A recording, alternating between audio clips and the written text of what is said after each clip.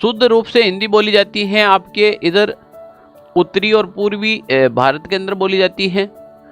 तो मैं ऐसे कह दूं, उत्तरी हिंदी और राजस्थानी भाषा को आपस में जोड़ने का काम है वो मेवाती भाषा करती हैं, क्योंकि मेवात क्षेत्र आता है मथुरा के पास में, यूपी के पास में। नमस्कार प्यारे साथियों, कैसे आप सभी। इस डिजिटल प्लेटफॉर्म पर आप सभी का हार्दिक स्वागत है। मैं आपका मित्र संपत राज। आप सभी स्वस्थ होंगे, मस्त होंगे। अपना जो पिछली क्लास में जो चैप्टर चल रहा था वो था राजस्थान के भाषा, बोलियां और साहित्य। आज उसी टॉपिक को अपन आगे पढ़ेंगे। कल हमने टॉपिक के बारे में बेसिक इन्फॉर्मेशन कंप्लीट ली थी, हमने पढ़ना शुरू किया था। आज हम टॉपिक इससे आगे वाला जो भाग हैं वो पढ़ेंगे। प्यारे विद्यार्थियों, आप में से किसी ने अगर वो पिछली वाली क्लास नहीं देखी है तो वो एक बार जरूर देखना, ठीक है ना। सबको गुड मॉर्निंग, सभी का स्वागत है। चलो भाई, राधे राधे, बिल्कुल राधे राधे।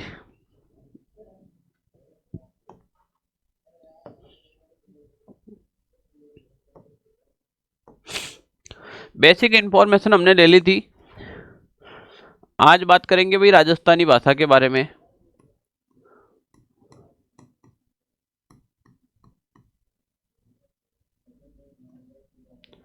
तो प्यारे विद्यार्थियों, मुझे बताइए, राजस्थानी भाषा का सर्वप्रथम वैज्ञानिक अध्ययन किसने किया था। राजस्थानी भाषा का सर्वप्रथम वैज्ञानिक अध्ययन किसने किया था। गुड मॉर्निंग सबको, गुड मॉर्निंग, राधे राधे, राम राम। राजस्थानी भाषा का प्रथम वैज्ञानिक अध्ययन करने वाले कौन थे। जॉर्ज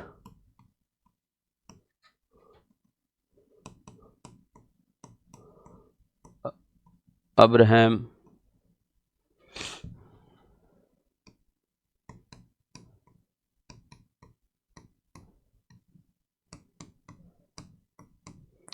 गिरियसन।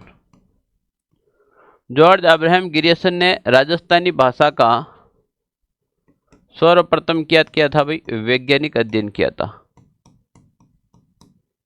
वैज्ञानिक अध्ययन।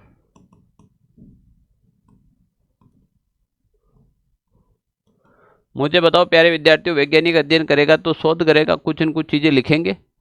आई बात समझ में।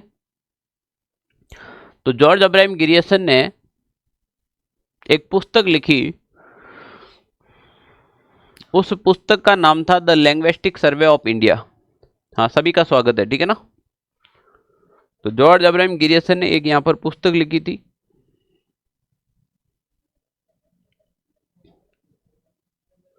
और इस पुस्तक का नाम था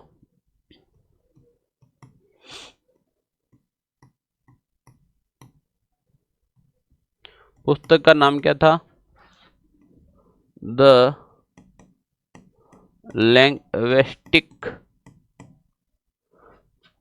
लिंग्विस्टिक सर्वे ऑफ इंडिया। ध्यान रख लेना है ना,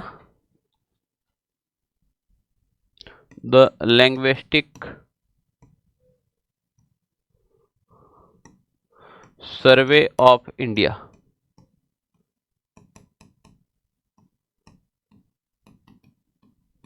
the linguistic survey of India पुस्तक किसने लिखी थी। जॉर्ज अब्राहम गिरियसन ने लिखी थी। इस पुस्तक का जो प्रकाशन है वो हुआ था आपके 1912 के अंदर। 1912 में the linguistic survey of India पुस्तक का जो प्रकाशन है वो कब हुआ था, 1912 के अंदर हुआ था, ठीक है ना। ओके, हाँ बिल्कुल, सबका आंसर सही आ रहा है। यहां तक क्लियर है मामला। एक पानी की बोतल दे दो मुझे। चलो, अब प्यारे विद्यार्थियों, आपको और क्या क्या पढ़ना पड़ेगा। इससे पहले वाली चीज हमने पढ़ ली है। अब आपके एग्जाम में इंपॉर्टेंट चीज क्या आएगी वो देखे। दो तीन चीजें हैं जो आपको पढ़ना बहुत जरूरी है। वो आपको पता होना चाहिए कि आपके सिलेबस में क्या क्या चीजें पूछी जाती है और क्या क्या पढ़ना है। हम पढ़ेंगे राजस्थानी भाषा की उत्पत्ति कैसे हुई, राजस्थानी भाषा का विकास कैसे हुआ, फिर राजस्थानी भाषा का वर्गीकरण, विभिन्न व्यक्तियों द्वारा तर्क दिया गया, वो तो हमने पढ़ लिया है। अबुल फजल के अनुसार, कुशल नाप के अनुसार, वो सारी चीजें हमने देख ली थी। तो अब अपन पढ़ेंगे राजस्थानी भाषा की उत्पत्ति। टॉपिक की हेडिंग रहेगी राजस्थानी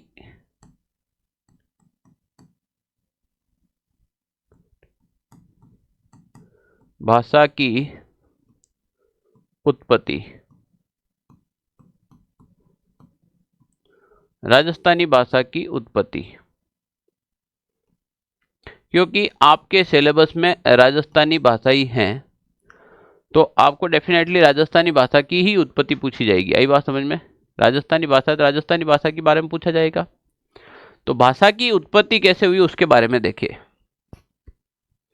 मोनिका सुतार 1912 में, प्रहलाद बाठी, यस, सबका आंसर सही है।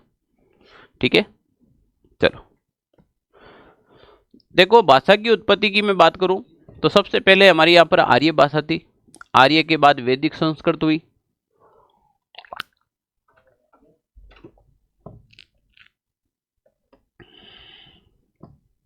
ग्यारह 50 से 12वीं सदी, इसमें तो भाषा की उत्पत्ति हुई थी। बिल्कुल, ये राजस्थानी भाषा की उत्पत्ति हुई थी। इसमें अपन कर रहे हैं पूरी भाषा की उत्पत्ति की बात करें तो भाषा में अगर मैं बात करूं तो देखो भाई, सबसे पहले भाषा कौन सी आई थी अपने यहाँ पर? आर्य भाषा आई थी। कौन सी भाषा आई थी? आर्य भाषा की उत्पत्ति की बात करें अपन तो देखो, सबसे पहले भाषा आई थी वो थी आपके आर्य भाषा।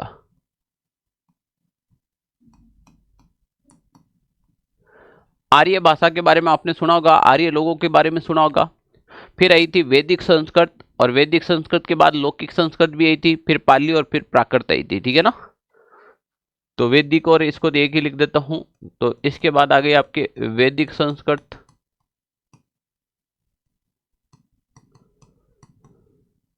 और वैदिक संस्कृत के बाद ही आई थी आपके लौकिक संस्कृत,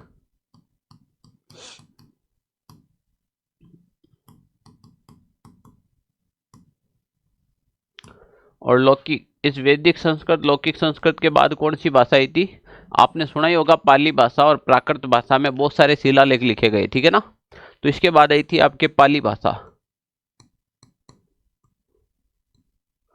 पाली भाषा, पाली भाषा से हुई प्राकृत भाषा,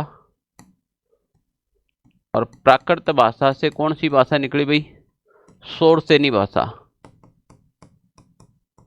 कौन सी भाषा निकली है? शौरसेनी भाषा। प्राकृत भाषा से कौन सी भाषा निकली भाई? शौरसेनी भाषा।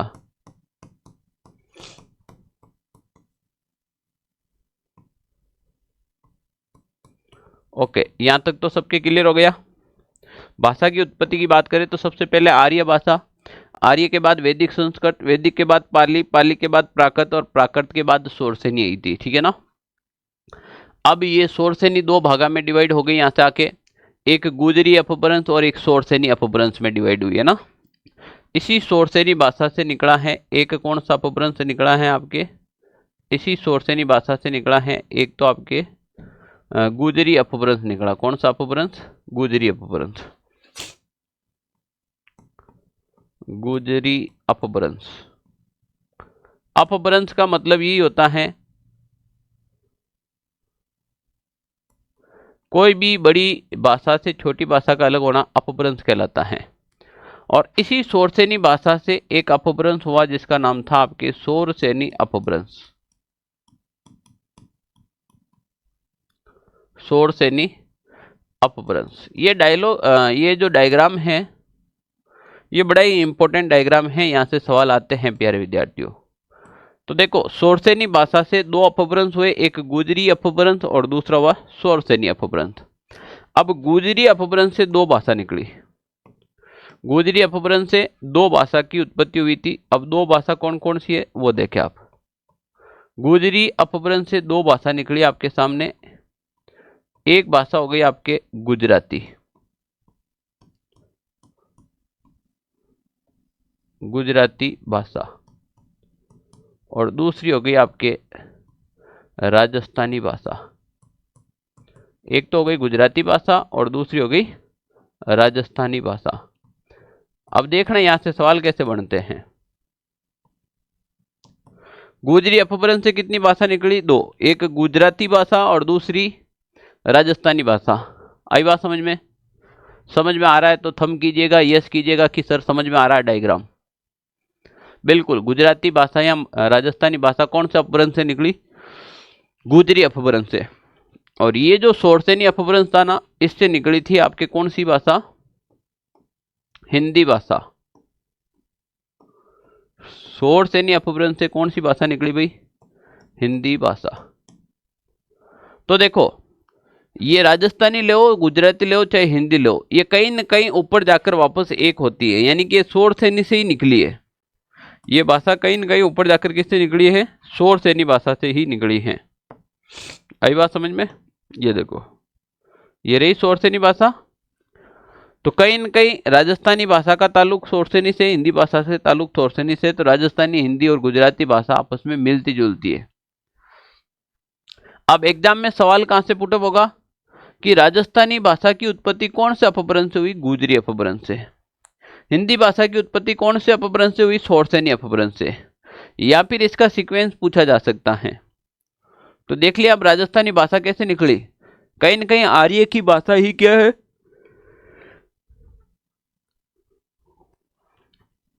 ये जो आर्य है ना, कहीं न कहीं आर्य की भाषा ही क्या है भाई? राजस्थानी भाषा थी। इनका विखंडित रूप ये बना, इसका विखंडित रूप ये, इसका विखंडित रूप ये, इसका सबसे खंडित होते हुए अंत में क्या निकली है? राजस्थानी भाषा निकली है। कौन सी भाषा? राजस्थानी भाषा। अब अपने राजस्थान में हिंदी बहुत कम बोली जाती है, न तो हिंदी बोली जाती है, न राजस्थानी बोली जाती है। तो राजस्थानी और हिंदी दोनों को मिक्स में बोला जाता है। शुद्ध रूप से हिंदी बोली जाती है आपके इधर उत्तरी और पूर्वी भारत के अंदर बोली जाती है। तो मैं ऐसे कह दूं, उत्तरी हिंदी और राजस्थानी भाषा को आपस में जोड़ने का काम है वो मेवाती भाषा करती है, क्योंकि मेवात क्षेत्र आता है मथुरा के पास में, यूपी के पास में। आई बात समझ में? तो इन दोनों भाषा को जोड़ने का काम करता है, वो अपना आगे पढ़ेंगे, ठीक है ना। फिलहाल अपने इतना ध्यान रखा है। अब कुछ विद्वानों ने राजस्थानी भाषा की उत्पत्ति अलग अलग स्थान से मानी है, वो अपन बात करते हैं। तो ये तो मैंने एक छोटा सा एग्जाम्पल दिया है आपको। क्या दिया है? एग्जाम्पल। अब भारत के अंदर शोरसेनी भाषा शोरसेन क्षेत्र में बोली जाती थी, नागरी भाषा भी बोली जाती थी। गुजरात के आसपास सौराष्ट्र प्रदेश में सौराष्ट्री भाषा बोली जाती थी, गुजरी भाषा बोली जाती थी। तो अलग अलग विद्वानों ने कहा, किसी ने कहा नहीं ये नागरी भाषा से राजस्थानी भाषा निकली, किसी ने कहा है सौराष्ट्री भाषा से ये निकली है, किसी ने कहा ये गुजरी अपभ्रंश से निकली है। तो गुजरी अपभ्रंश से मानने वाले थे वो के.एम. मुंशी ने बताया था। ये जो चीज बताई थी कि गुजराती भाषा से निकली गुजरी, ये के.एम. मुंशी ने बताया था। किसने बताया भाई? के.एम. मुंशी ने। और इसका साथ देने वाला था मोतीलाल मेनारिया। कौन था? मोतीलाल मेनारिया। आई बात समझ में? तो मैं कहीं ना कहीं यहाँ पर विद्वानों के बारे में अगर आपको बताऊं तो चार भाषा की उत्पत्ति से राजस्थानी भाषा की उत्पत्ति मानी जाती है। वो चार भाषा कौन कौन सी है पहले तो वो समझे। एक है आपके पास शोरसेनी अपभ्रंश, एक है नागरी अपभ्रंश, एक है सौराष्ट्री और एक है गुजरी। सबसे पहले अपन बात करें शोरसेनी।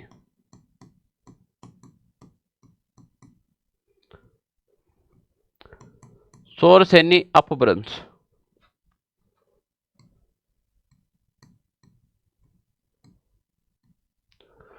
किसी विद्वान ने कहा था कि राजस्थानी भाषा की उत्पत्ति शोरसेनी अपभ्रंश से हुई।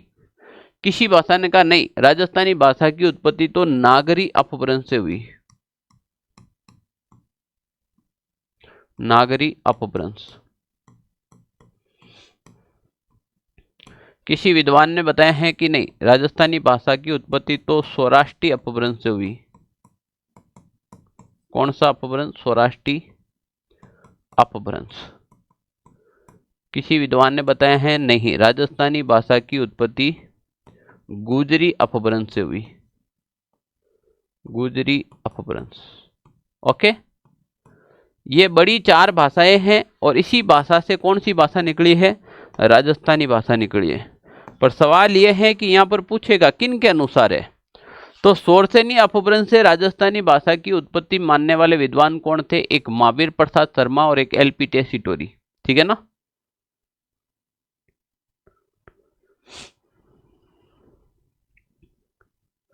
ओके चलो सर, शोरसेनी भाषा को नागरी अपभ्रंश भी बोल सकते क्या?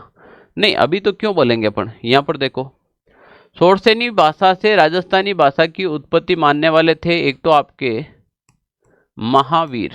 कौन सा वीर? महावीर। ये महावीर क्या था? ये प्रसाद था। कैसी प्रसाद थी? ये शर्मा जी की।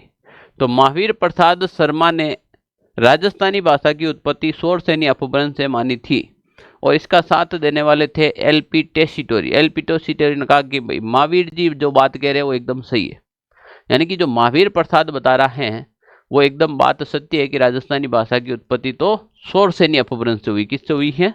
शोरसेन से। तो इसका जो समर्थन देने वाले थे साथ में, उनका नाम था एलपी टेसीटोरी। विद्वान थे भाई एलपी टेसीटोरी, ठीक है ना, महाराजा गंगा सिंह के दरबार में रहते थे। नागरी अपभ्रंश के बारे में बताने वाले कौन थे? तो देखो, नागरी अपभ्रंश के बारे में बताया था भाई आपके, यहां लिख दूं मैं, नागरी अपभ्रंश के बारे में बताया जॉर्ज अब्राहम गिरियसन ने, जो राजस्थानी भाषा का वैज्ञानिक अध्ययन किया ना, उसने कहा था कि नहीं, राजस्थानी भाषा की उत्पत्ति नागरी अपभ्रंश से हुई थी।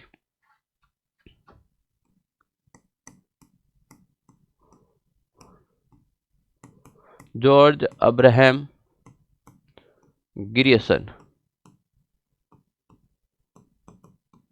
जॉर्ज अब्राहम गिरियसन ने माना कि राजस्थानी भाषा की उत्पत्ति नागरी अपभ्रंश से हुई और इसका साथ देने वाला था आपके पुरुषोत्तम मैनारिया।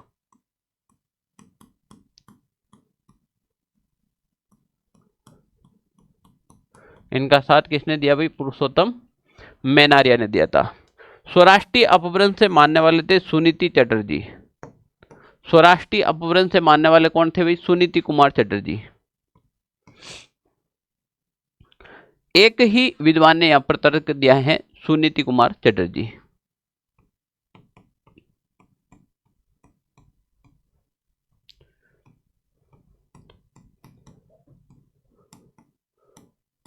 चटर्जी, ओके। अब लास्ट में अपने पास बचा क्या है? लास्ट में अपने पास एक ही चीज बची है, वो क्या है? देखो भाई, गुजरी अपभ्रंश से किसने माना है? तो गुजरी अपभ्रंश से मानने वाले जो विद्वान थे अपने पास, वो थे भाई आपके कौन? के एम मुंशी। के एम मुंशी।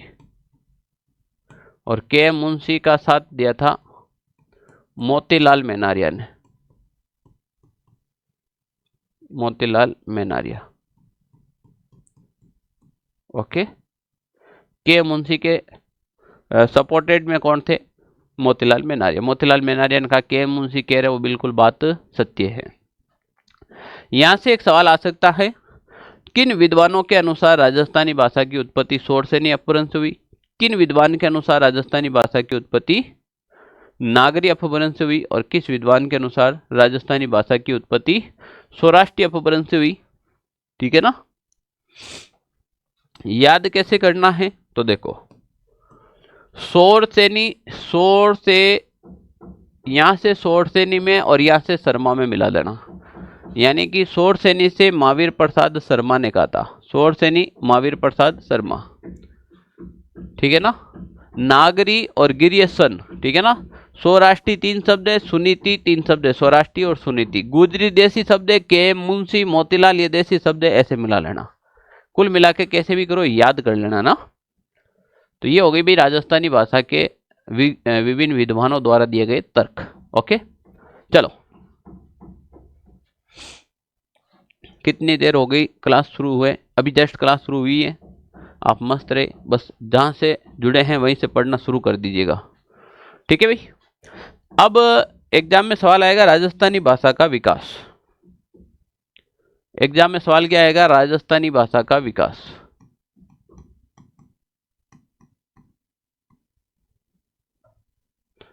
राजस्थानी भाषा का विकास।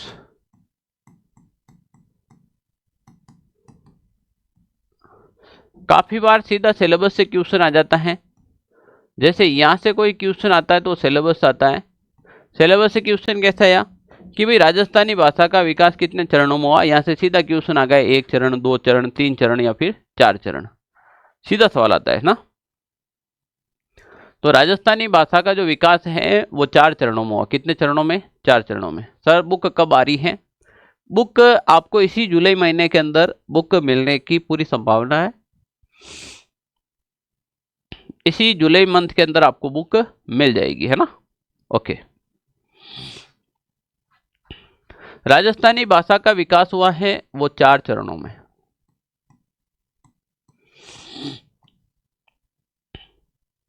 अब देखो, पहला क्वेश्चन तो यहां से ही आ गया, कितने चरणों में हुआ? तो पहला क्वेश्चन आ गया भाई 4 चरणों में। अब वो 4 चरणों के नाम पूछ ले कि 4 चरणों के नाम कौन कौन से हैं। तो एक गुर्जर काल हुआ, एक प्राचीन काल हुआ, एक मध्य काल हुआ और एक राजस्थान आधुनिक काल हुआ। ठीक है ना। प्रहलाद भाटी ने पहले ही बता दिया सारे, क्या बात है। ठीक है ना। तो देखो 4 काल कौन कौन से हुए। तो एक तो आपके सामने हो गया भाई गुर्जर काल,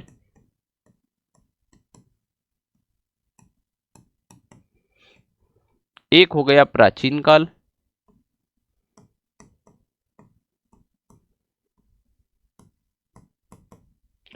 एक हो गया आपके सामने मध्यकाल,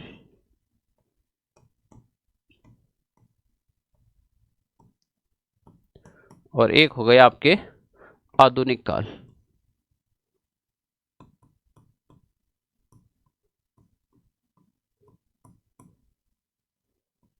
आधुनिक काल, ये 4 काल में राजस्थानी भाषा का विकास हुआ था। इन चारों काल का समय भी पूछा जा सकता है आपसे।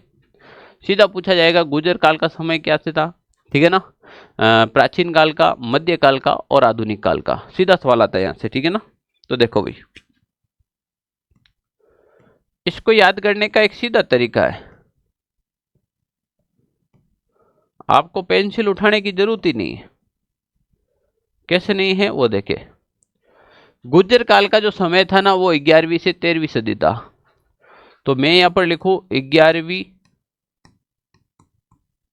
सदी से 13वीं सदी। 11वीं सदी से 13वीं सदी के बीच में जो समय था वो कौन से काल का था? वो गुर्जर काल का था। कौन से काल का था? गुर्जर काल का। अब यहां पर रुकने नहीं आपको, फिर प्राचीन काल आ जाएगा तो 13वीं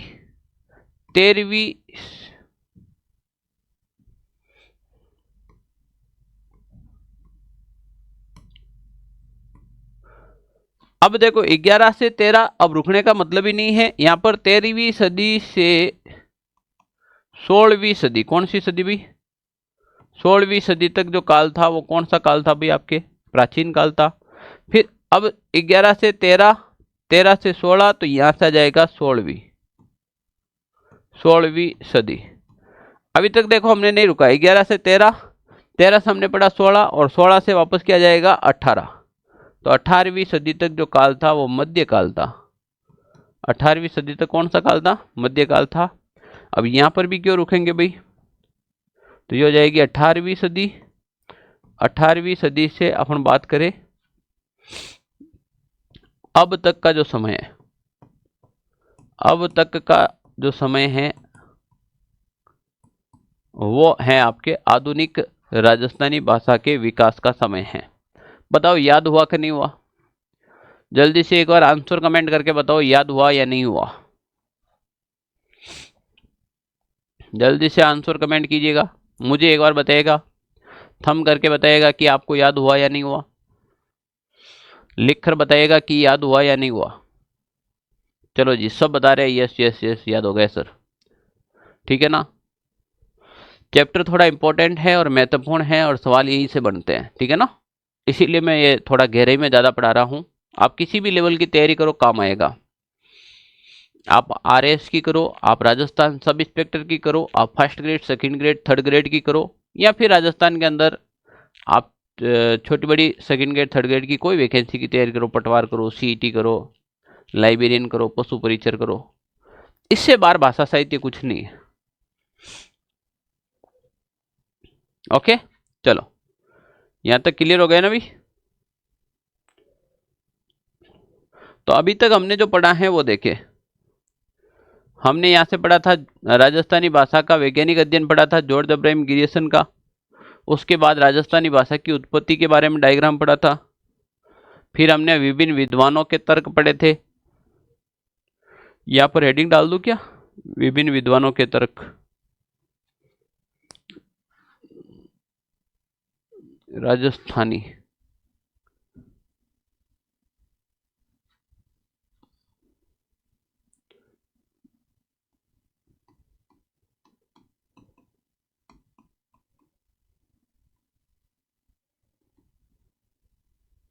ठीक है, यहां पर विभिन्न विद्वानों के तर्क,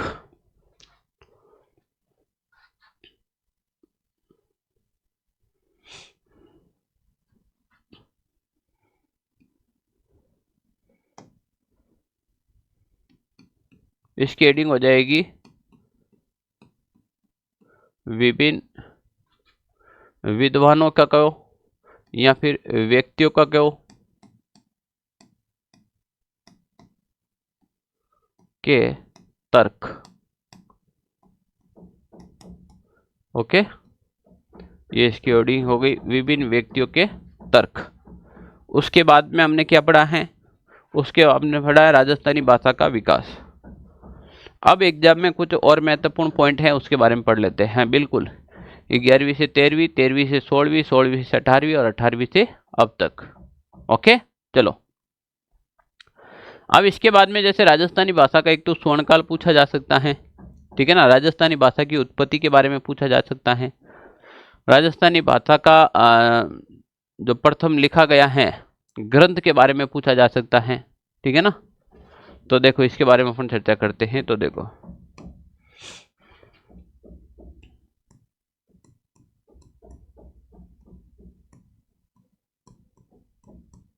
राजस्थानी भाषा का स्वर्णकाल की बात कर रहा हूं मैं, ठीक है ना, 16वीं से 18वीं सदी। राजस्थानी भाषा का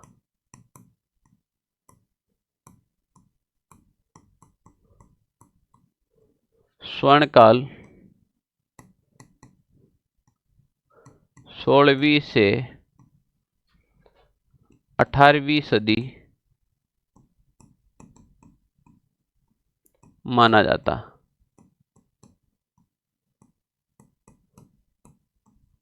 राजस्थानी भाषा का जो स्वर्णकाल है वो कौन सी सदी माना जाता है, 16वीं से 18वीं सदी माना जाता है।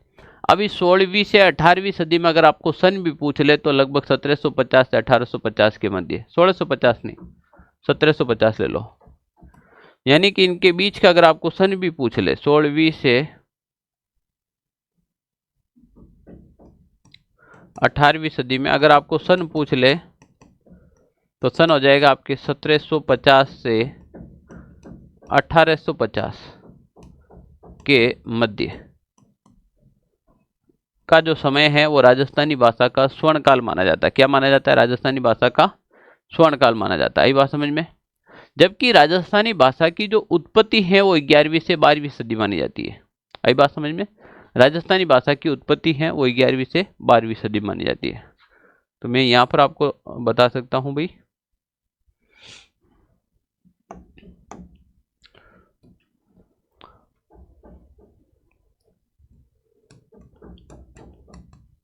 राजस्थानी भाषा की, आप नीचे लिख सकते हो ना, राजस्थानी भाषा की उत्पत्ति 11वीं से 12वीं सदी। राजस्थानी भाषा की उत्पत्ति कब हुई, 11वीं से 12वीं सदी। अब उत्पत्ति का हमारे पास कोई प्रूफ है क्या, एविडेंस है क्या, तो हाँ, क्योंकि इस समय एक हमारे भारतेश्वर बाहुबली घोर लिखा गया प्रथम ग्रंथ था वो राजस्थानी भाषा का, ठीक है ना। तो इस समय क्या लिखा गया है, भारतेश्वर, क्या लिखा गया है भाई, भारतेश्वर।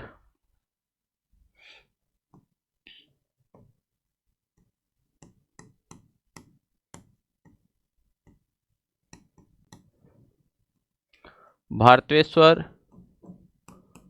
बाहुबली, भारतेश्वर बाहुबली गौर,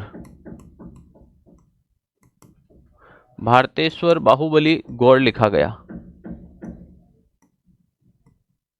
ठीक है ना। ये राजस्थानी भाषा का प्रथम ग्रंथ था।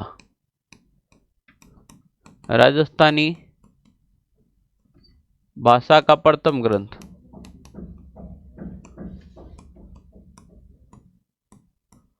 राजस्थानी भाषा का प्रथम ग्रंथ था, इसका नाम क्या था भाई?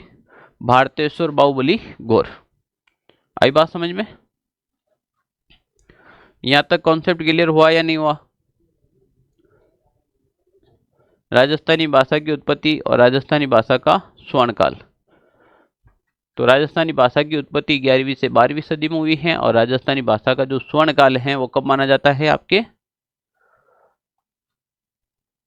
बिल्कुल 16वीं से 18वीं सदी। राजस्थानी भाषा का प्रथम ग्रंथ कौन सा था? भारतेश्वर बाहुबली गौर। ओके, अब अपन बात करेंगे राजस्थानी भाषा का वर्गीकरण। लास्ट पॉइंट है अपना राजस्थानी भाषा का वर्गीकरण, फिर अपन आ जाएंगे भाषा बोलियां क्या है। ठीक है ना? तो राजस्थानी भाषा का वर्गीकरण दो विद्वानों के अनुसार हुआ, एक एलपी टेसिटोरी, एक जॉर्ज अब्राहम ग्रियर्सन के द्वारा। ठीक है ना? चलो,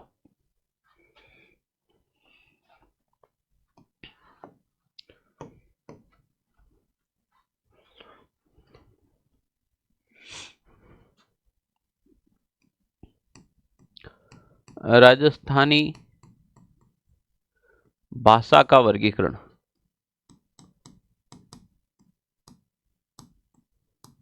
राजस्थानी भाषा का वर्गीकरण। राजस्थानी भाषा के वर्गीकरण की बात करें अपन तो दो विद्वानों के अनुसार। कितने विद्वानों के अनुसार भाई? दो विद्वानों के अनुसार। अब दो विद्वान कौन कौन से थे? तो देखे, एक विद्वान था आपके एलपी टेसिटोरी। एक विद्वान था आपके एलपी टेसिटोरी। LP Tessitori. एक तो एलपी टेसिटोरी के अनुसार और एक हो जाएगा आपके जॉर्ज अब्राहम ग्रियर्सन के अनुसार।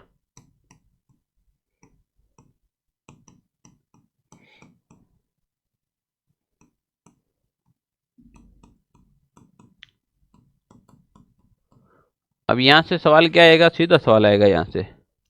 सीधा सवाल क्या आता है कि एलपी टेसिटोरी ने राजस्थानी भाषा का जो वर्गीकरण है वो कितने भागों में किया गया? एलपी टेसिटोरी ने राजस्थानी भाषा का वर्गीकरण दो भागों में किया गया। जॉर्ज अब्राहम ग्रियर्सन ने राजस्थानी भाषा का वर्गीकरण कितने भागों में किया गया है? 5 भागों में किया गया। कितने भागों में? 5 भागों में।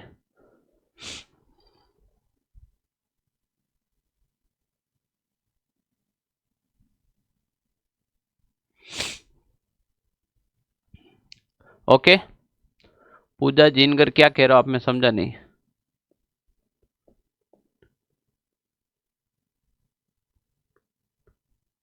अच्छा, उस टाइम में कोई भी ग्रंथ लिखे गए हैं उसको देखना चाहते हैं, देख सकते हैं? बिल्कुल देख सकते, क्यों नहीं देख सकते? ये सभी ग्रंथ हैं वो संग्रहालय में सुरक्षित पड़े हैं, आराम से देख सकते हैं आप।